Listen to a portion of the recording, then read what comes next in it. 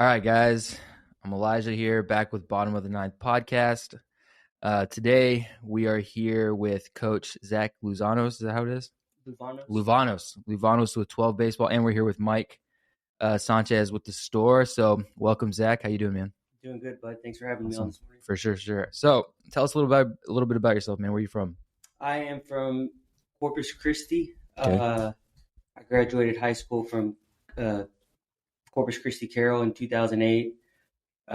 Went to Northwestern State in Louisiana, where I was injured. I tore my labrum, got cut, hit the road with my dad to find somewhere, where we could play. Was going to, take a couple walk-on opportunities because I couldn't really do anything when I was hurt. Went to work out for Jeff Schaefer in Oklahoma at Seminole State Junior College. Mm-hmm. Had just a really good workout there. Coach Schaefer just right away we clicked. He offered me, to pay for baseball for 2 years. So I went up there for 2 years, and Seminole State, changed my life. Yeah. As far as baseball is concerned, and really kind of led me to everything that I do baseball wise today. Had a good 2 years there, made some great friends, great memories. And then I went down back to Texas and finished up at Lamar University. Cool. Under Jim Gilligan, where I finished up in 2013. Nice. Then was able to GA there for a year. After that, I got into running facilities and, doing the teams and stuff in Beaumont, working for Brian Boast and then later on Brian Kanzler at another organization.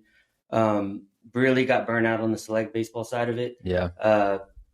Moved over here to San Antonio to get into college coaching. Spent 2 years at Our Lady of the Lake before Coach Pat Hallmark hired me at UIW. In his first year there, was able to spend the spring season, I think it's 2017, 2018 Mm-hmm. at UIW under Coach Hallmark. Was there for 2 years. Had a couple really good years at UIW. Coach Hallmark gets the coaching job at UTSA. He brings me along for the ride. Yeah. I go there for a year. That happened to be the COVID year where kind of everything just transitioned into a whole nother monster, especially for the college coaching side of it, and particularly the role that I was in the volunteer assistant. Yeah. There's a lot of stuff going on about that role, but leading up into that role, I really liked that role. It was a good opportunity to get into coaching, where Coach Hallmark really gave me the freedom to develop as a coach under him. Yeah. Obviously, he's one of the better baseball minds in Texas. And UTSA is really, really fun to watch right now. But spent 4 seasons under him. And then during the COVID year, I left coaching and I got into just training and focusing on baseball during that little, COVID area. Coach Brian Ogney hired me as a pitching coach, recruiting coordinator at Our Lady of the Lake University. Do you mind moving the mic a little bit closer to you? In 2000, there you go. I think it was 2000 or 2020. Okay.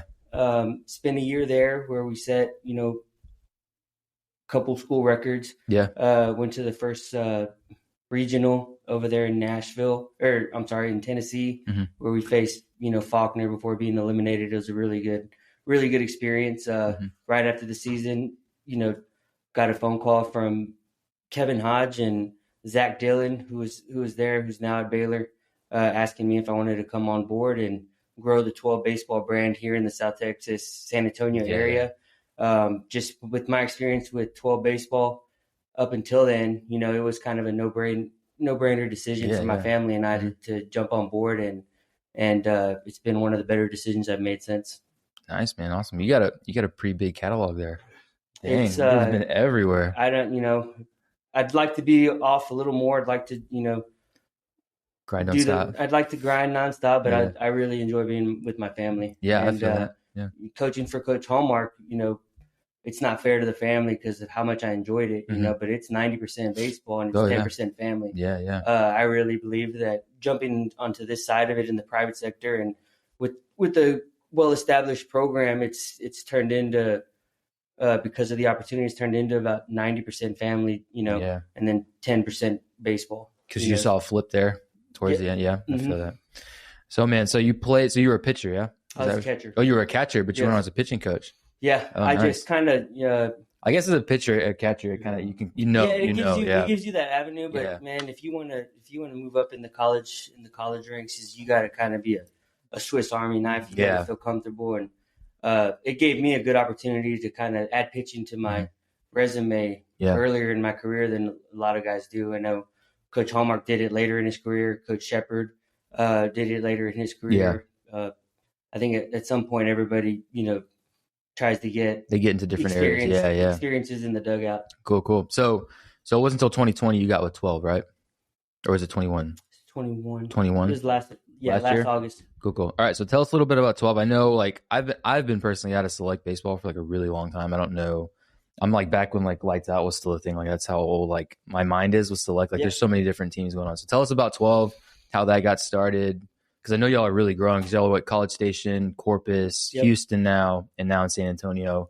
Are there plans to expand that further? So as far as the expansion, that's kind of something where I'm sure there is, but they just kind of went through a growth phase. Yeah. So I'm not sure how much. I know they're focused more on the softball side of it right now. Oh, okay. Is transitioning. There's softball teams too and now. Getting them into softball. Okay. That's a whole nother world, man. Softball's whack. It's a lot. That's intense. That's too much. It's definitely going to be somebody kind of coming in with the good softball experience and background to want to handle that. Because I'll stay hands off as long as I can. Seriously. But I do have a little girl, so there you go. Yeah, so it might be that, feed her right in. Be that way. Feed right into it. Yeah. But 12 got. I think they're established. Been around for 20 years, mainly out of the College Station area. 12, where the founder Greg Bennett and Sherry Bennett, all Aggies, who are still, all Aggies who are still involved in the program. Okay. And then Kevin Hodge, who runs the baseball operation side, and he's our CEO, and that's my boss. That's pretty much who I report to or who I communicate with on anything that I need. They got it going, and I think they expanded in 2016 to the Katy area. Okay. Where I knew y'all were in Houston, but I guess Katy is the same thing. Yeah, it's the same thing, but they have a couple locations in Houston. They have a huge complex. Darren is one of the owners of Cotton Ranch in Katy, and it's I want to say it's a 4-field turf complex with premier weight room, premier batting cage setup. Dang. And they have a special arrangement with 12 baseball to where we kind of run our operation out of there in Katy. So I think they're hosting something around 26, 27 youth teams out of that program. And then most of the high school stuff is based out of that program. So we have 12 has teams in College Station, Katy. There's another organization out of with the Woodlands. Corpus, Victoria. Now San Antonio. Is it fairly new in the San Antonio area? Is it fairly 2001 new? is when they hired me in 2001. In 2021. That's when that was the first. I got hired in August, and I had to have our first tryouts over here the second week of August. So they hired me, and they're like, "Hey man, where do y'all practice out of?" Our home facility is what we're trying to establish is D1 Bernie. Dugout of Bernie, and it's an awesome partnership. I've been out there. It's a nice facility out there. Great ownership. Jason Marshall, who's the former UTSA baseball coach, he just does an awesome job running that place. I love just being around the atmosphere, being around the D1 side of it, where they focus on the strength and performance aspect of it, and then the dugout of Bernie, where there's just a bunch of baseball guys doing lessons, running cages and. We were able to partner with them where we get a couple nights out of the week, and we'll continue to get more until hopefully it turns into a little 12 baseball facility. There you go. So, but we couldn't do any of the stuff that we're doing. I think we're growing pretty fast. We went from one team in fall of 2021, one youth team, to spring. We had 5 youth teams, and I think I just submitted everything for 14 teams. Oh wow! For this upcoming spring. So So none of that's possible without that relationship with D1 Bernie and Mickey Perez and Jason Marshall and the other owners that are involved, because it really gives us a location just to kind of run a point out of. That's key. Yeah, you gotta have a spot. Yeah. Is there a field out there too and everything, or is it just cages? It's a turf field. It's enough to get, you can get work in. Yeah, get some work in. Yeah. Yep. It's enough to set up a 90-foot base. There you go.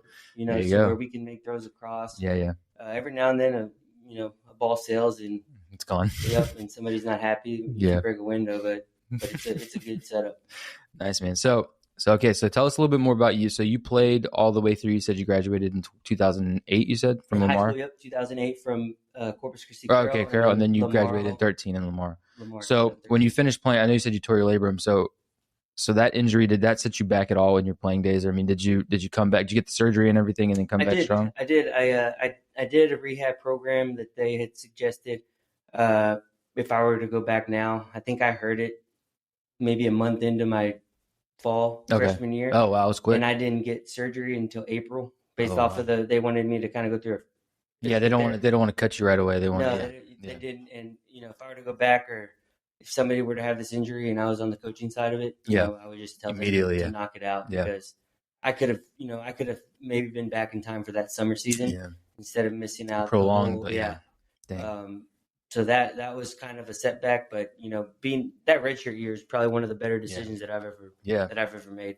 I think honestly, like me, I redshirted my first year at Incarnate Word actually, and I was a catcher too. So like that first year actually, like it pisses you off, and because you're like you want to play, but like I think it helps you mature a little bit, especially coming right out of high school. It definitely helps you mature before you go into like actually playing. So when you finish playing, you finish your career at Lamar. Did you know immediately then I'm going to go into coaching? I want to keep this running, or did you have like any sort of different aspects of what you wanted to do? Like was coaching always like I want to go that route? I always knew that I wanted to be a coach. My uncle, my cousins growing up, they're professional hitting coaches. Growing up, and runs in the family. Huh? It runs in the family. Hitting baseball's in the family. But when I was able to grow up and have that relationship with Rudy Jaramillo, he was the hitting coach for the Rangers for 20 years. Yeah. And I was able I was fortunate to be able to go up to the ballpark in Arlington back then and just be around it and just be a fly on the wall in the cages with those kind of guys. And just seeing, just really idolizing Rudy and seeing, man, this guy's teaching the best hitters in the world. And he's doing it, on a bucket. He's doing it in the morning with a cup of coffee and just talking about hitting because he loves it. And I've been able to get some really good advice and career advice moving forward. They've always pushed me to be patient with getting into the pro ball side. Getting into college, I really loved coaching in college. Yeah. Mainly college in general, college athletes. And then I just really enjoyed my time under Coach Hallmark. Yeah. Just seeing how he attacks everything every single day, just with work. There ain't no secret to winning. You got to roll the sleeves up. Yeah. And you got to develop baseball players on field. Yeah. So that's kind of always been my career path, just training and, making a good living and, being able to spend time with my family. Yeah. Yeah. I think that's tough. I think that's like one of the hardest things coaches find is like that boundary, especially in college ball, when it gets that serious, it's hard to split. Like I know a lot of coaches and it's like hard because it's hard to split time both ways when you have like your family is at the field. You have the baseball teams, technically your family spend however much time with them a year.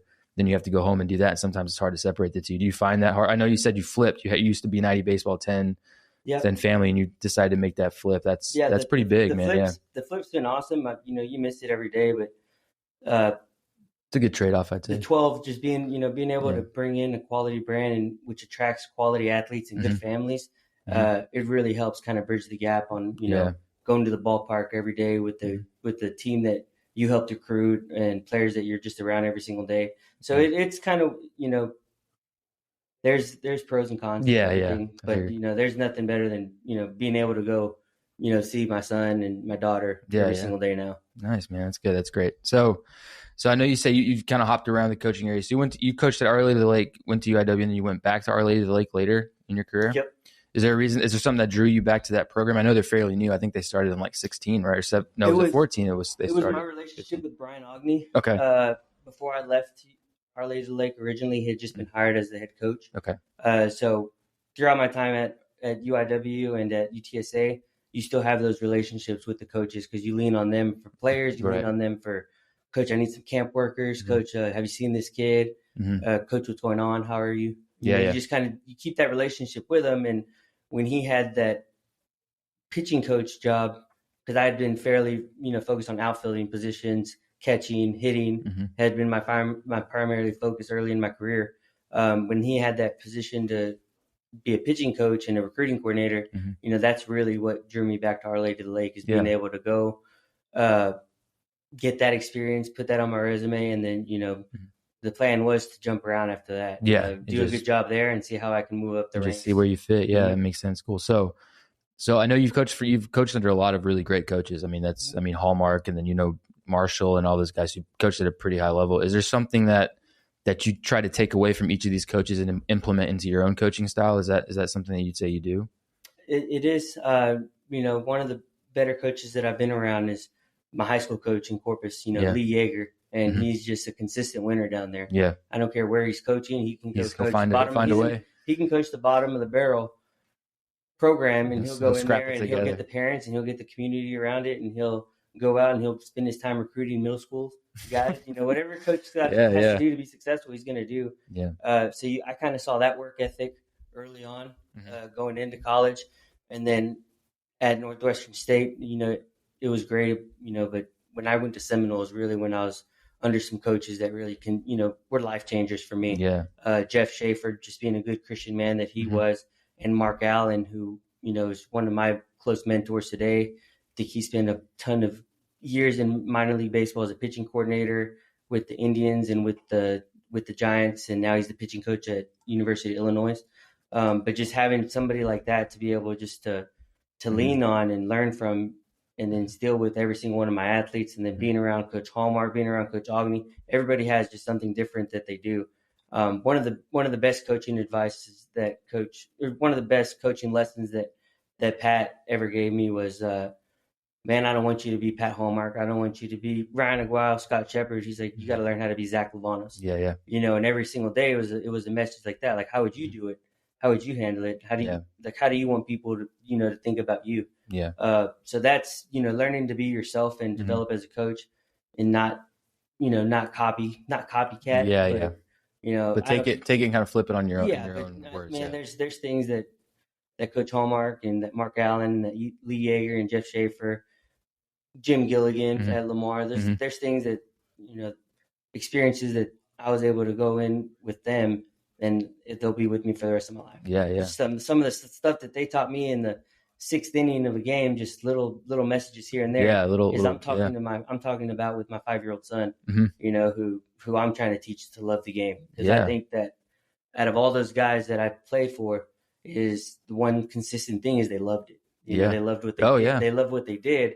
And I know the only, I feel like that's the only way you can do this. Like at that level, that's the only way. You have to love it. There's no way you can do it, because it's like 365. There's no way you can't get away from it. If you don't love it, it's not going to be successful. One of the better examples of loving it and just kind of just having all the chips kind of stacked against him is, Jose Trevino, who's also a South Texas product, is when you're around Jose, and I'm not trying to, name drop or anything, but I was able to play against him in college and just be around him as he kind of went through his career. And anytime you're around that guy, he loves it. Oh yeah.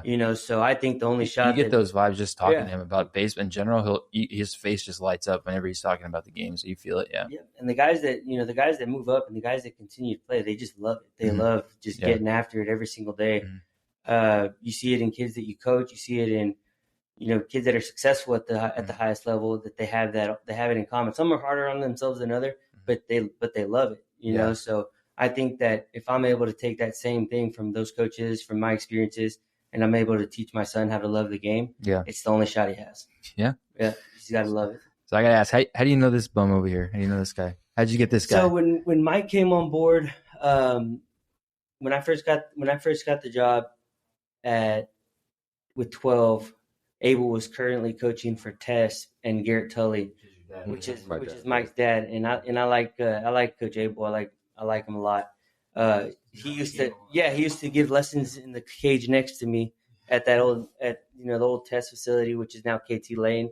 And so that's kind of where I met Mike, met Abel, I met Abel, and then later on I met Mike, and we like to golf, so we spend some time on the court. We like to spend some time on the course together, and Mike just has his stuff together to where when he said, hey, I'm going to make you a team as we continue to grow, he was still showing up in the fall when we didn't have teams, when I didn't have a team for him, when I wasn't paying him, and he's still showing up, being around it as much as he could. So when the opportunity came up to give him a 14U team, Mike's done a good job. He's been reliable, and that's all you can ask for. Yeah, it was pretty cool, dude. Honestly, coaching 14U team, man, it's fun. The kids are funny. They're good to be around. A lot of funny stories, man. I mean, like, what's the and not like anything against the kids, because there's always like coaching like 8 to 10-year-olds is tough because their attention span is like this, right? Is there something that like you? So what age groups do you coach? I've coached every age group. Everything. I've coached. The first team I ever started was a 8U coach pitch team. I took them to like 11U, and then I came back and did 14U. Like I've done every. Right now I'm coaching a 13U team. In the summers I'll do. I'll rover around between the high school program and be around those guys. But every single age presents its own issues. I will say though, a lot of props to these kids though, man, because 12 is ran like a college organization, man. Like the way practices are ran and everything, like it's really well put together, and it takes a lot of focus and a lot of props to these kids for that, man. I've grown a lot on it. Like it was like almost like I hadn't heard it. Like I said, I was out of the select game for a really long time, so it was hard for me to like when you leave, the game changes a lot. Like the game is like when I stopped playing, I like kind of stepped away from baseball for a while. Yep. When I graduated in 18, I started working here, and I kind of just was like burned out of the game because I was just like, I had Tommy John. I was pretty upset about the game. I didn't want anything to do with it for a while, though I worked here, so I never really left the game. It was kind of strange. But then I like come back and like my buddies are coaching. Like my buddy Chris Estrada coaches for 12 down in Corpus. Hear about that, and I hear about guys that are taking grad assistant jobs in different places, and they're telling me like the game is like fully changed. So like, what makes 12? So I know like when I was playing select ball, it was mostly daddy ball. It's like dad's coaching, and they call themselves a select organization, but it's never really an actual select organization. And what do you think makes 12 different or sets you guys apart from some other team that you guys play in tournaments or something like that have dads coaching? What makes you guys special or sets you guys apart from the other teams? I think for me, and part of just the whole reason on a shift in career for me is just the leadership from the top. Yeah, I think Kevin Hodge just has a really good model for develop. He's just been doing it for 20 years, and he's made a living off of select baseball and doing it the right way. And a lot of the way that he runs his organization is just clean communication, over communication. Yeah. And then sticking to what he believes is important. Yeah. And he'd wring my neck if I didn't introduce our 4 pillars. Yeah. And our, basically our culture of the organization. And one is to be fearlessly different. Yeah. Whether it's with how we do things on the field, with how we structure our practices, with how we run tryouts, with how we promote our kids on social media, everything is in a goal to be different than everybody else. I think that presents a good opportunity just in itself to really kind of take San Antonio select baseball to the next level. Yeah. To be fearlessly different from what these other guys are doing, but at the same time, there's a ton of guys doing it the right way. Yeah, they're over here. Yeah. There's some really good. The Angels, the Sliders. Sliders have been doing it for a long time. Yeah, logos and sliders have been around for forever. Yeah. Yeah, I grew up. I was a slider. There you go. From 8th grade until my senior year. Yeah, I was able to be a part of the Sliders organization. So I have a ton of respect for them. Yeah, a lot of good ball players came out of there. At the same time, we're in a competitive business. Yeah. And I know my job's to come in here and compete with those guys. Yeah. So fearlessly different.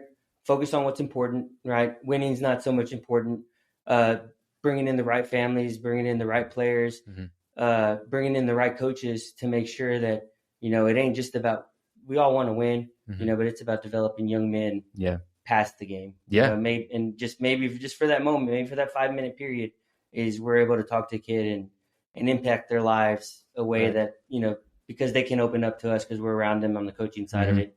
And it's just that relationship, but to be focused on what's important, and that's the kids' development in the long run. Yeah. Not so much just winning tournaments and getting the rings and going to those big out of state, tournaments. Yeah.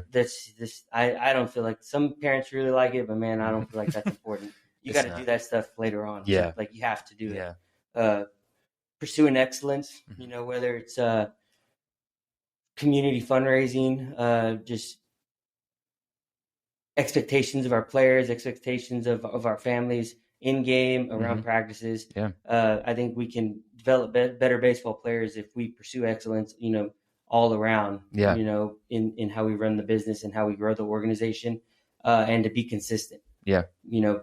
It's not, there's a ton of stuff that there's no quick fix. Yeah. There's no easy way to wins. You got to get out there. Your coaches got to do a good job on field.